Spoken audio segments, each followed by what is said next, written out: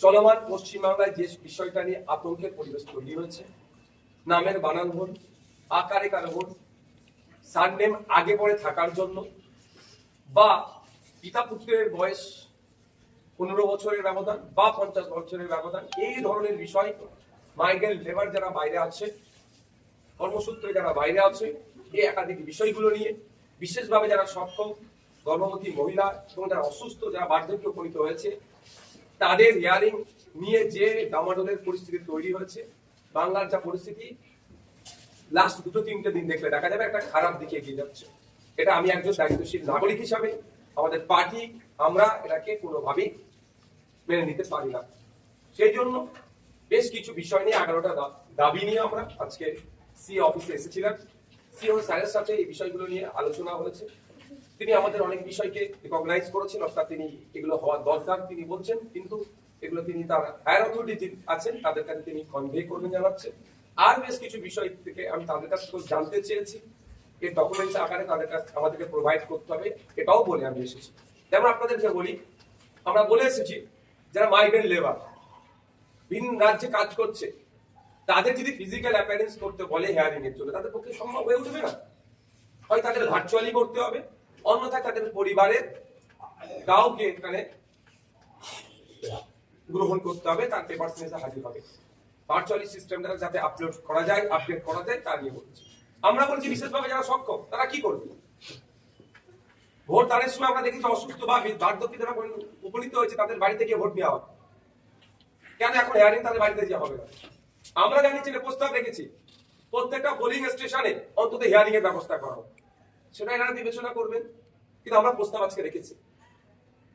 আমরা বলছি যে এই যে পরিস্থিতি তৈরি হচ্ছে, নির্বাচন কমিশনকে আশ্বস্ত করতে হবে বাংলার মানুষকে, সারনেমের বানান ভুলের জন্য বা সারনেম আগে পরে থাকার জন্য এই আতঙ্কের পরিবেশ তৈরি হবে কেন, বা এই ধরনের 2002 এর ভোটার লিস্টের নামের সাথে আজকে নাম ম্যাচ করছে না বলে তারা ম্যাপড অলরেডি 2002 ভোটার লিস্টে তথা এসআইআর লিস্টে নাম আছে, তাদের নামটাও আজকে তাদের হিয়ারিং এ ডাকা হচ্ছে কেন, এই নিয়ে অনেক আলোচনা করলাম।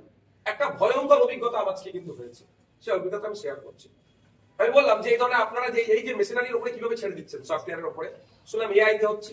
তখন বললেন যে আমরা অলরেডি বিহারকে দেখি, বিহারের এই নাম এন্ট্রি করার জন্য ডেটা অপারেটর হিসাবে হোক বা 1000 ম্যান পাওয়ার ছিল, সেই অনুযায়ী এখানে সিও দপ্তর থেকে নাকি টেন্ডার ডেকে স্টেটকে দেওয়া হয়েছিল প্রস্তাব, যেখানেও এটা আপনার ম্যান পাওয়ার দেওয়া হোক, ডেটা অপারেটর হিসাবে নিযুক্ত করা হোক। ওটা সব হয়ে গেছে, ফিনান্স ডিপার্টমেন্টে গিয়ে আটকে আছে লাস্ট 6 মাস ধরে। তাহলে আমরা যে আজকে যে আতঙ্কের পরিবেশ বাংলাতে হচ্ছে, আর একটা অন্যতম কারণ হচ্ছে সেটা নামের বানান ভুল। তখন রফিক বানানটা যেটা ছিল আর এক ছিল, এখন আরো হয়েছে, এই ওয়ের জায়গায় এফ এর জায়গায় কে এর জায়গায় নিয়ে সমস্যা, দাস দিয়ে ডবল এস হয়ে যাচ্ছে, আগে ছিল অরিজিনাল ডিএস। এই যে চক্র কাটছে বাংলার মানুষ, তার মধ্যে অন্যতম একটা কারণ হচ্ছে এই আপনার সফটওয়্যারের মাধ্যমে নামটা কনভার্ট করার জন্য। এটা হতো না যদি ফাইন্যান্স ডিপার্টমেন্ট থেকে এটাকে তারা ছাড়পত্র দিত। খেলা মেলা করে হাজার হাজার কোটি টাকা রাজ্য সরকার উড়াচ্ছে, যেটা দরকার নেই সেটা উড়াচ্ছে। কিন্তু আজকে এই 1000 কর্মীকে যদি নিয়োগ করার জন্য যে টাকা প্রয়োজন যদি সরকার থেকে দিত, তাহলে হয়তো এই দিনটা আমাদের দেখতে হতো না। আর একটা যেটা আমরা চ্যালেঞ্জ করেছি, আমাদেরকে প্রমাণ দিতে হবে। আমরা দেখছি আমাদের অনেকের ইস্যু, নোটিশ ইস্যু হয়েছে আমাদের ওয়েস্ট বেঙ্গলে, 4 জন পরিবারের 6 জনের অধিক বা 6 জন সন্তান ভাই বোন দেখি তাদেরকে নোটিশ এসছে। আমি বললাম এটা কি করে হয়, আমি এরকম অহরহ আপনাকে প্রমাণ দিতে পারবো যারা 4 জন তাদের 6 জনের নোটিশ এসেছে। তখন আমাকে বললেন ইনি যে এমনও আছে 10 জন 20 জন পিতা দেখাচ্ছে, মানে সন্তান 10 জন 20 জন। তাহলে এটা চরম অন্যায় হচ্ছে। কিন্তু আমি চ্যালেঞ্জ করেছি যে আপনি বলছেন এর প্রমাণ আমাকে দিতে হবে। কি হচ্ছে 10% ভালো, 90% ভালো, 10% ভুলের জন্য তারা প্রত্যেকে জড়িয়ে যাচ্ছে। কিন্তু আমি চেয়েছি, আমাকে মেল করবেন ওনারা নাকি সিও থেকে আপনার ইসিআই সেন্ট্রাল কমিটি থেকে ওনারা সেন্ট্রাল থেকে দিল্লি অফিস থেকে ওরা চেয়েছেন আমাকে দেবে, যে ওনাদের বক্তব্য হচ্ছে যে এমনও ব্যক্তি আছে তার 10টা 15টা 20টাও সন্তান দেখানো হচ্ছে, ফলে 6-এর অধিক যেগুলো হচ্ছে বা 6 বা 6-এর অধিক সেইগুলোকে তারা নোটিশ পাঠাচ্ছে। এবার আমি বললাম যে আমরা 4 ভাই বোন, তাহলে আমাকে 6 ভাই বোন দেখানো হলো কেন? এটা তো দোষ আপনাদের, বলে এটা আমাদের দোষ নয়। যেটা বলেছে সেটা আমি বলছি, এটাও কোনো না কোনো জায়গাতে কেউ লিঙ্ক করেছে 6 জনের, অর্থাৎ তারা ইনশিওর হচ্ছে, তারা আমাদেরকে বলছে 6 জনের হয়েছে বলেই আপনার বাড়ি নোটিশ গিয়েছে।